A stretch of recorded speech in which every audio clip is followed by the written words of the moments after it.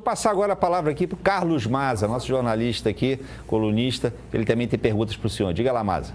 Opa, boa noite, Edinho. Primeiro, parabenizar o senhor pela vitória na eleição. Queria perguntar ao senhor ainda nessa questão um pouco ali da questão da taxação das grandes fortunas e dessa relação com o Congresso. Um dos grandes debates que está ocorrendo hoje é qual deve ser a relação ali entre o governo e os presidentes atuais das casas legislativas, né? O Hugo Mota e o Davi Alcolumbre, né? Nessas últimas semanas, o próprio Hugo Mota virou um pouco alvo dessas campanhas, até pelas derrotas ali que ele impôs ao governo nas votações, né? E a Gleisi Hoffmann, a ministra, deu uma declaração dizendo ali, meio que instigando um pouco a militância a pisar no freio, né? Pegar leve ali com relação na forma de lidar com o Hugo Mota. Agora a gente sabe que governo, né, onde está a Gleisi hoje é uma coisa, PT, partido, mobilização política e militância é outra. Eu queria te perguntar, como presidente do PT, como é que o senhor avalia essa questão? Qual deve ser o papel que você estimula para a militância, para os filiados do PT com relação a essa postura que os presidentes das casas legislativas estão tendo hoje, inclusive aí no sentido de impor essa derrota lá no decreto do IOF? Olha, Maza, eu penso que a gente tem que lidar primeiro com tranquilidade.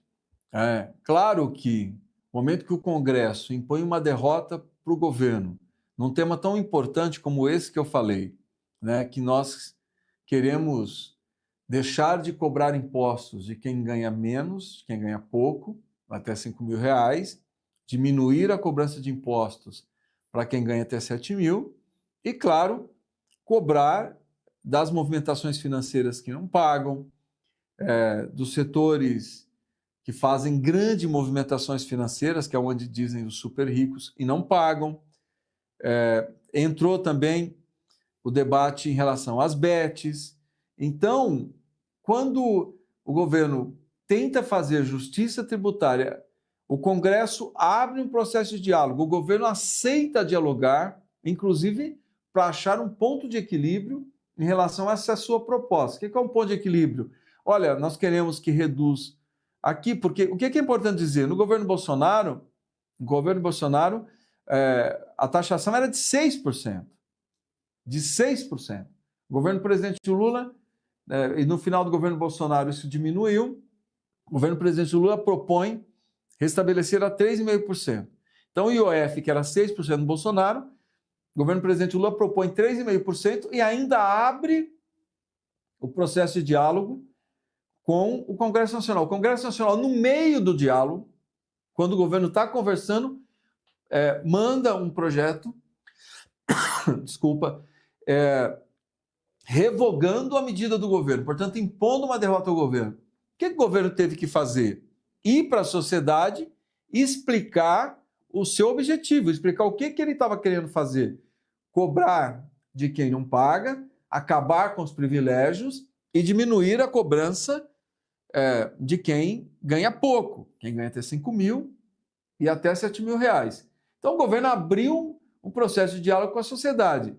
Isso é legítimo, é uma reação do governo. Os partidos têm direito a apresentar suas propostas para a sociedade. Não tem problema nenhum. Agora, nós temos que ter equilíbrio, maturidade, para manter o diálogo.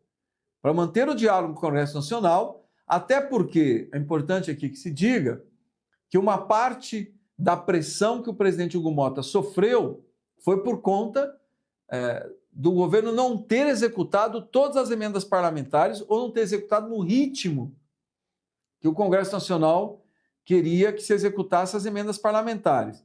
Então, esse descontentamento, ele virou pressão sobre o presidente Hugo Mota, que, claro, por outros motivos, certamente, acabou encaminhando essa derrota do governo. Então, nós precisamos dialogar, primeiro, para que a gente arrume um equilíbrio, porque é evidente que está descaracterizado o presidencialismo.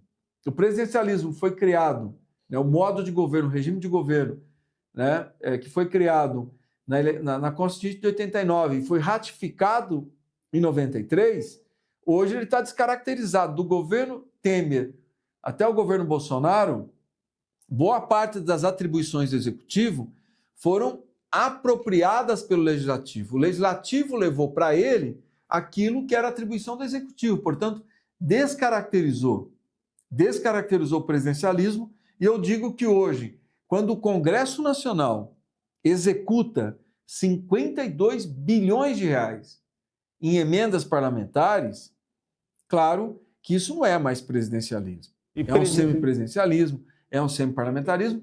E o pior, né, para eu encerrar, num varejo, nós deixamos de discutir os projetos importantes para o povo brasileiro, para a sociedade brasileira.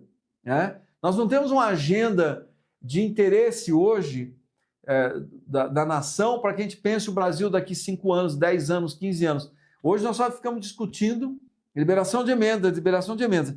Então, para que a gente supere esse processo que eu estou descrevendo aqui, eu penso que nós temos que ter capacidade de diálogo, criar uma agenda para o Brasil, pensar o futuro do Brasil, debater projetos que preparem o Brasil para o futuro e que deixe legado para as próximas gerações. Então, nós não podemos interditar em momento algum o diálogo no Congresso Nacional.